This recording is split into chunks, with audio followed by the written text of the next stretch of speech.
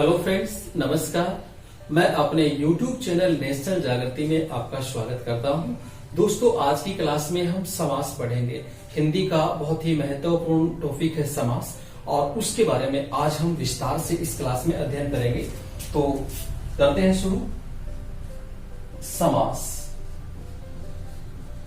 समास को जब हम विग्रह करते हैं तो इसका मतलब होता है सम प्लस आस। इस तरह से इसका विग्रह बनता है और इसका मायना होता है पास पास बिठाना। मतलब क्या हुआ? दो शब्दों को पास पास बिठाना, ये मायना होता है समास का। अब आपका एक प्रश्न हो सकता है कि ऐसा तो सर संधि में भी होता है कि संधि में दो शब्द पास पास आते हैं। बिल्कुल आपकी बात सही है, संधि में दो शब्द पास पास आते हैं, लेकिन वहां शब्द पास नहीं, शब्दों के जो अंतिम ध्वनियां हैं, जैसे प्रथम शब्द की अंतिम ध्वनि और दूसरे शब्द की प्रथम ध्वनि, वो आपस में क्रिया करती हैं और उनके आपस में सहयोग करने से, मिलने से जो विकार उत्पन्न होता है उसे संधि कहते हैं। एक उदाहरण से समझ लेते हैं। जैसे ये संधि का उदाहरण देता हूं मैं पहले। संधि में जैसे मैंने एक उदाहरण लिया, विद्या प्लस आलय। दोस्तों, विद्या शब्द की अंतिम ध्वनि आ है और आलय शब्द की प्रथम ध्वनि आ। ये दोनों ध्वनियां क्रिया करती हैं, आपस में सहयोग करती हैं, मिलती हैं, तो दीर्घ स्वर संधि में आ बनता है। अब यहां से आ हमने ले लिया तो शेष क्या रह गया? यहां पर शेष यहां विद्य शब्द रहा, विद्य, और इसमें भी दे हलंत है। क्यों हलंत है? क्योंकि इसका एक स्वर बाहर निकल गया, और किसी शब्द का स्वर जब बाहर हो जाता है तो वो हलंत युक्त वर्ण बनता है वो। और यहां लय, तो लय को अपन नीचे ले लेते हैं, ये लय। और इस प्रकार से जब आप इसकी संधि करेंगे, संधि का मतलब इनका मिलन करेंगे, अभी ये विच्छेद है, इसकी संधि करेंगे तो विद्य। अब ये हलंत हटा देंगे, क्यों? क्योंकि इस स्वर का इसमें समायोजन हो जाएगा, विद्या, और इसमें चला गया, और लय। अब आपने यहां देखा, बड़े गौर से देखा है आपने, समझा है, तो ये बात आपको स्पष्ट हुई यहां कि प्रथम शब्द की अंतिम ध्वनि ये आ, दूसरे शब्द की प्रथम ध्वनि ये आ, इन दोनों ने आपस में संधि की, मिलन किया, मिलन करने से आ बना, और वो यानी कि इन दोनों का ही मिलन हुआ है, ना कि शब्दों का मिलन हुआ है। ये बात हमें सोचनी है, और इस प्रकार से विद्यालय शब्द बना। तो संधि में कुछ ऐसे होता है जिसमें प्रथम शब्द का अंतिम और द्वितीय शब्द का प्रथम जो वर्ण होता है वो मिलकर संधि करते हैं, मिलकर समझौता करते हैं और एक नया रूप प्रदान करते हैं। समास में ऐसा नहीं है। तो फिर आपका प्रश्न ये हो सकता है, तो फिर हिंदी में समास का क्या उपयोग है? बिल्कुल सही है, अच्छा प्रश्न है। और इसका मतलब ये होगा दोस्तों कि समास का मतलब पास पास बिठाना, और हिंदी में हम बहुत सी बातें ऐसी होती हैं जिनको कहने के लिए बहुत सारे शब्द हमारे पास होते हैं और लंबा सा वाक्य बन जाता है ना। लेकिन कई बार उसी वाक्य को हम बहुत छोटा करके लिख देते हैं। जैसे मैं एक वाक्य बोलता हूं, चिड़ी को मारने वाला। कोई व्यक्ति चिड़ी को मारता है, उसके लिए मैंने कहा चिड़ी को मारने वाला, लेकिन मैं कहूं वह चिड़ी मार है, तो चिड़ी को मारने वाला की जगह मैंने सिर्फ एक शब्द काम में लिया और वो लिखा मैंने चिड़ी मार।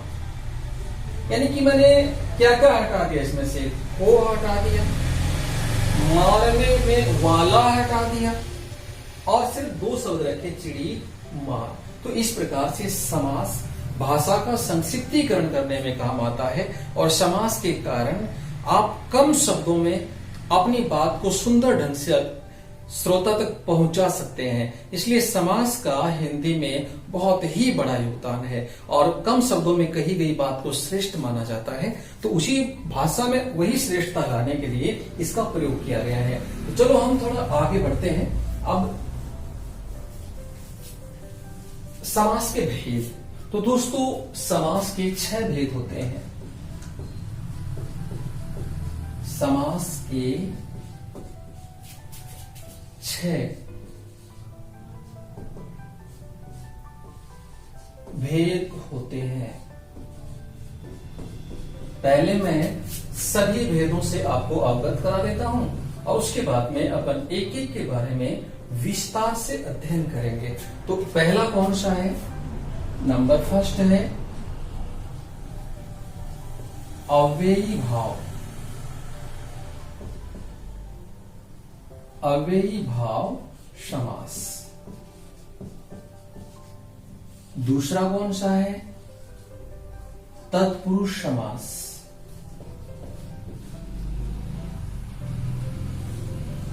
तत्पुरुष समास। तीसरा है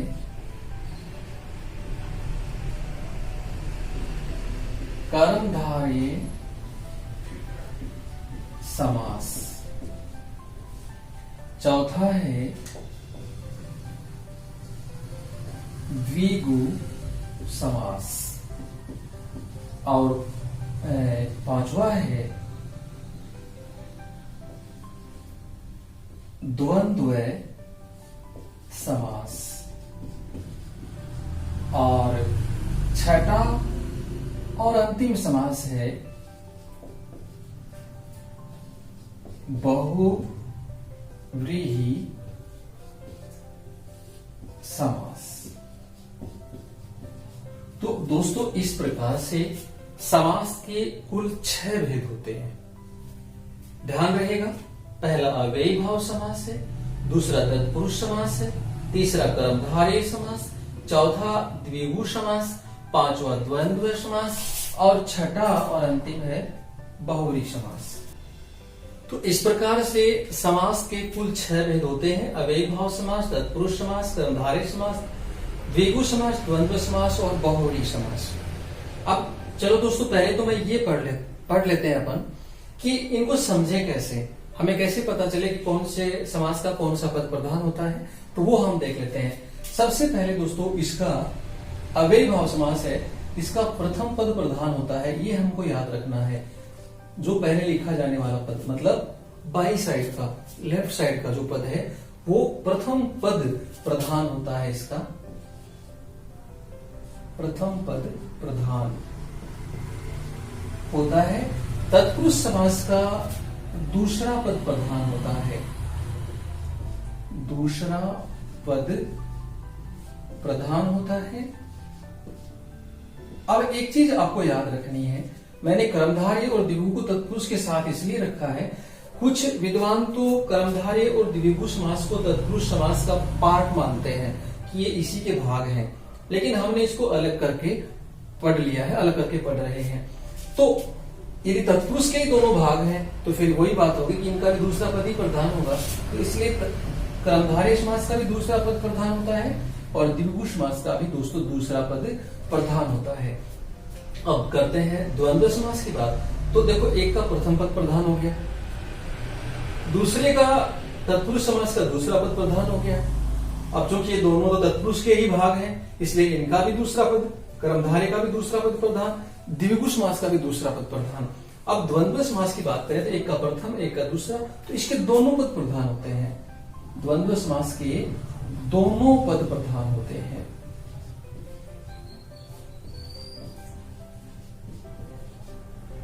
और रहा बहुव्रीहि समास, तो इसका दोस्तों ना पहला पद प्रधान होता ना दूसरा, तो कोई अन्य ही पद प्रधान होता है, इसलिए इसका लिखेंगे अपन अन्य पद।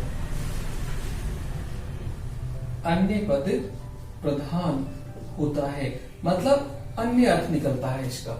चलो इनको हम बारीकी से एक एक के बारे में और विस्तार से अध्ययन कर लेते हैं। तो चलते हैं अपन अव्ययी भाव समास की तरफ। तो बाकी सबको एक बार के लिए मैं हटा देता हूं और अव्ययी भाव समास को हम अपने स्क्रीन पर रख लेते हैं। मैं दोस्तों आपसे निवेदन करूंगा कि आप जो मैं नोट करवा रहा हूं इसे अपनी रफ नोटबुक में या फेयर नोटबुक में उतार लीजिएगा, जिससे रिवीजन करने में आसानी रहती है और बाद में टॉपिक किसी भी बिंदु को आप पढ़ते हैं और यदि उसका रिवीजन आपने कर लिया तो स्थायी हो जाता है। और एक निवेदन और करूंगा कि आप यदि चैनल पर नए हैं तो इस चैनल को सब्सक्राइब कर लीजिएगा, जिससे आने वाली और क्लासेस भी आप तक आसानी से पहुंच सके और आप उनका लाभ उठा सकें। और बेल आइकन अवश्य दबा दें, जिससे प्रत्येक क्लास का नोटिफिकेशन आप तक पहुंच जाए। तो चलिए आगे बढ़ते हैं। अव्ययभाव समास। देखिए, अव्यय का मतलब होता है जो खर्च ना हो। अव्यय का मतलब खर्च नहीं होने वाला, खर्च न होने वाला। क्योंकि व्यय का मतलब खर्च होता है, तो अव्यय का मतलब खर्च न होने वाला। अब शब्द के साथ ये बात कैसे लगेगी? शब्द के साथ इसका मतलब ये होगा कि ऐसे शब्द जो लिंग वचन कारक के आधार पर अपना रूप नहीं बदलते वो अव्यय शब्द होते हैं। तो जिसमें अव्यय शामिल हो ऐसे कोई भी शब्द हैं वो अव्ययभाव समास के अंतर्गत आते हैं। और अव्यय प्रथम मतलब अव्यय शब्द के प्रथम में शुरू में लगकर शब्द का रूप बदलता है। तो याद रखिएगा, एक तो दोस्तों इसमें अपन को याद ये रखना है कि जितने भी उपसर्ग हैं, उपसर्ग शब्द से पहले लगता है। जितने भी उपसर्ग हैं वो सब के सब अव्यय के अंतर्गत आते हैं, ऐसा संस्कृत में माना गया है। तो उपसर्ग सारे अव्यय हैं, तो याद रखिएगा।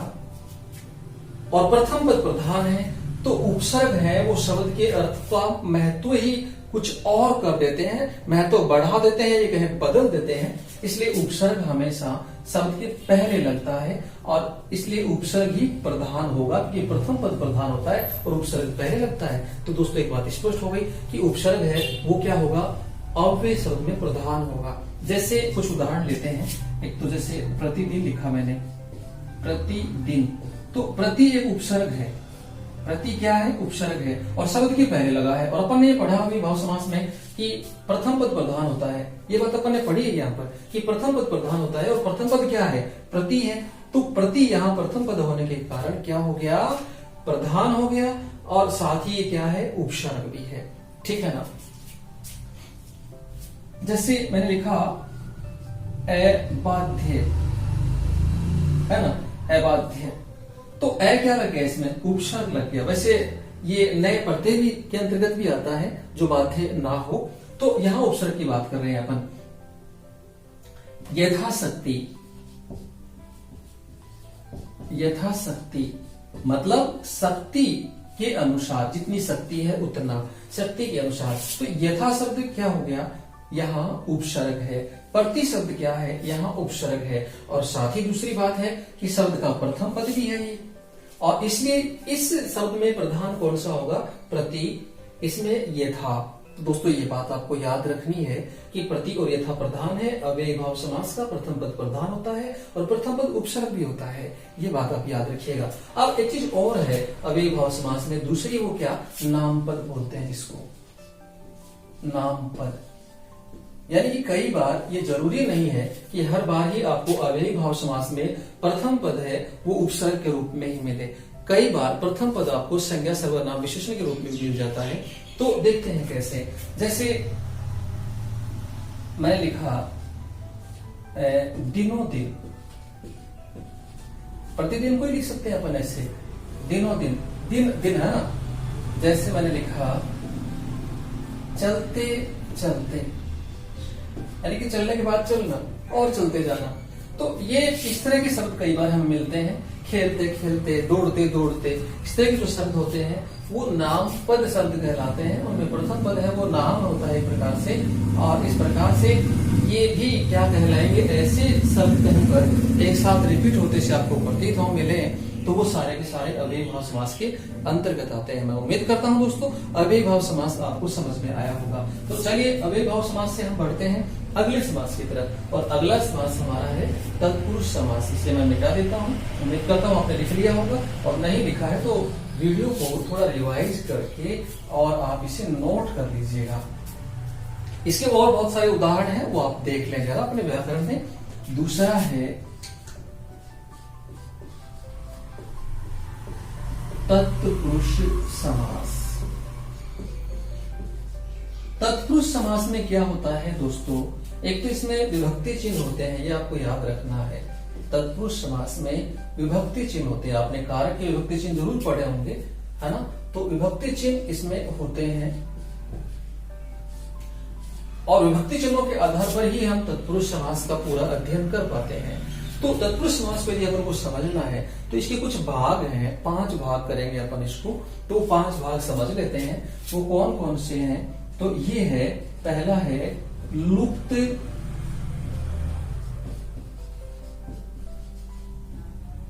कारक, लिख लीजिएगा विभक्ति चिन्ह की बजाय, कारक में होते हैं विभक्ति चिन्ह। लुप्त कारक चिन्ह समास, तत्पुरुष लिख दीजिएगा, तत्पुरुष समास। लुप्त कारक चिन्ह तत्पुरुष समास। शब्द से पता चल रहा है पहले भाग से, इसमें क्या होगा, जो कारक चिन्ह है वो लुप्त हो जाता है। कारक चिन्ह क्या हो जाता है? लुप्त हो जाता है, और इसलिए इसको लुप्त कारक चिन्ह तत्पुरुष समास बोलते हैं। इसमें कारक जैसे 8 होते हैं ना दोस्तों, तो लुप्त कारक चिन्ह के भी हम और भाग कर लेते हैं। वो कैसे कि कर्ता कारक को और संबोधन कारक को छोड़ के बचे हुए 6 कारक इसके अंतर्गत अपन लेंगे। जैसे पहला कौन सा हो गया, कर्ता को छोड़ दिया तो कर्म कारक, कर्म कारक,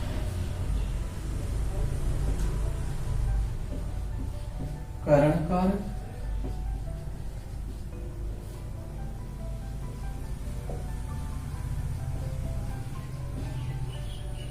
अधिकरण कारक,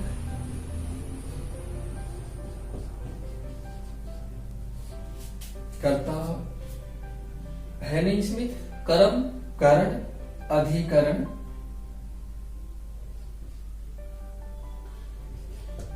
संबंध, संबंध में काके की इसके निशान होते हैं, संबंध कारक,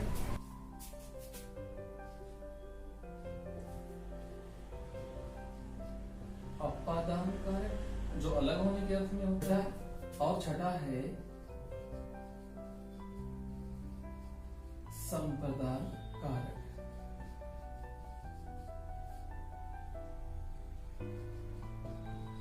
दोस्तों ये कारक के जितने रूप हैं इनको हम तत्पुरुष समास के लुप्त कारक चिन्ह के अंतर्गत लेते हैं। अब देखिएगा कर्म कारक, तो कर्म कारक का प्रतीक चिन्ह होता है को, कर्ण कारक का प्रतीक चिन्ह होता है से, अधिकरण कारक का होता है में या पर, मतलब आधार किसके अंदर या किसके ऊपर जो रखा हुआ है वो आधार बना हुआ है। संबंध में का, के, की, जैसे राम का, सीता की, मोहन का, इस तरह से ये संबंध बताते हैं। राजस्थानी में जैसे रारेरी कह देते हैं अपन। अपादान में भी से होता है, करण में भी से होता है, लेकिन ये साधन के रूप में अपादान अलग होने के अर्थ में होता है, अलग होने के अर्थ में।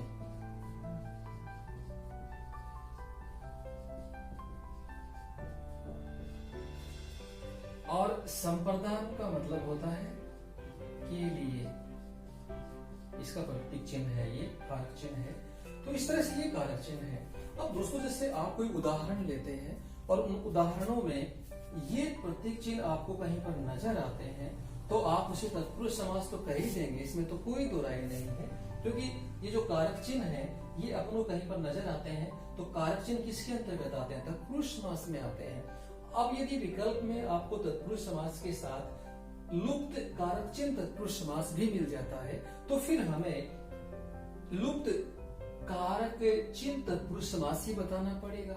और इसमें भी यदि ऑप्शन इनमें से कोई मिल जाता है कि संबंध लुप्त कारक चिन्ह समास, तो उस समय फिर हम इनका कहीं कहीं यदि ऑप्शन मिलता है तो, लेकिन हाँ इतना विस्तार नहीं होता, या तो समास या फिर लुप्त कारक चिन्ह, इस तरह का ये हमें मिलता है और हम इसका जवाब लिखते हैं। अब ऐसे को में लिखें तो इसका मैंने शुरू में उदाहरण लिखा था वो इसी का था, चिड़ी को मारने वाला। अब यहां दोस्तों देखिएगा को विभक्ति चिन्ह आया है, ये को कर्म कारक का है, तो ये कर्म कारक तत्पुरुष समास हुआ, ये उदाहरण किसका होगा? चिड़ी मार जो लिखा था अपन ने, चिड़ी मार, ये किसके अंतर्गत आएगा? कर्म कारक के अंतर्गत आ जाएगा। ऐसे ही करण कारक,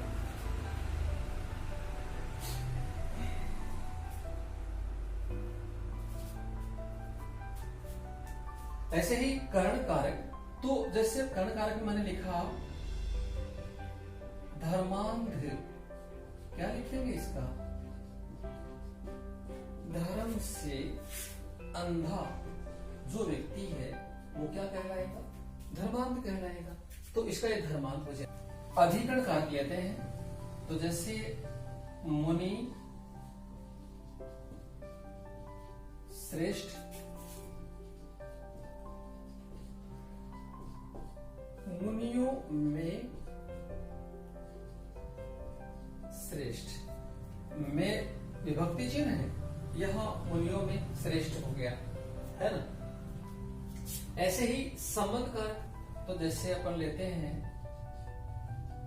कर्म योग और इसका विच्छेद करेंगे तो क्या हो जाएगा? विस्तार कर दें, कर्म का योग हो गया, का विभक्ति चिन्ह जो इसमें से है हमें यहां मिल गया। अपादान कारक में से विभक्ति चिन्ह है, इसका जैसे पाप मुक्त, मतलब क्या होगा? पाप से मुक्त, अलग होने का अर्थ है।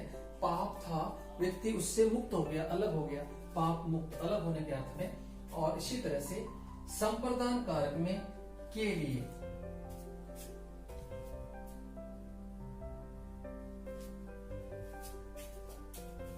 इसी तरह से संप्रदान कारक में के लिए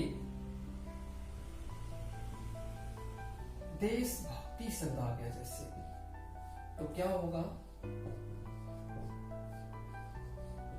देश के लिए भक्ति। और इस प्रकार से ये हमारा तत्पुरुष समास पूरा हुआ। दोस्तों, आज मैं इतना ही इस वीडियो को संपन्न करना चाहूंगा, इतना ही पढ़ाने के बाद, क्योंकि यदि इसको लंबा खींचेंगे तो ये क्लास बहुत लंबी हो जाएगी। अगले वीडियो में बचे हुए जो 3 पार्ट हैं उनको हम समझेंगे। एक बार पुनः दोस्तों निवेदन करना चाहूंगा, यदि आप मेरे YouTube चैनल पर नए हैं तो आप इस चैनल को सब्सक्राइब कर लीजिएगा और बेल आइकन अवश्य दबा दीजिएगा, जिससे आने वाली मेरी क्लास से आप तक पहुंच सके, उनका नोटिफिकेशन आप तक पहुंच सके और आप उनका लाभ उठा सकें, या ये कहें अपने बच्चों को उसका लाभ उठाने दे सकें। बहुत बहुत धन्यवाद। नमस्कार।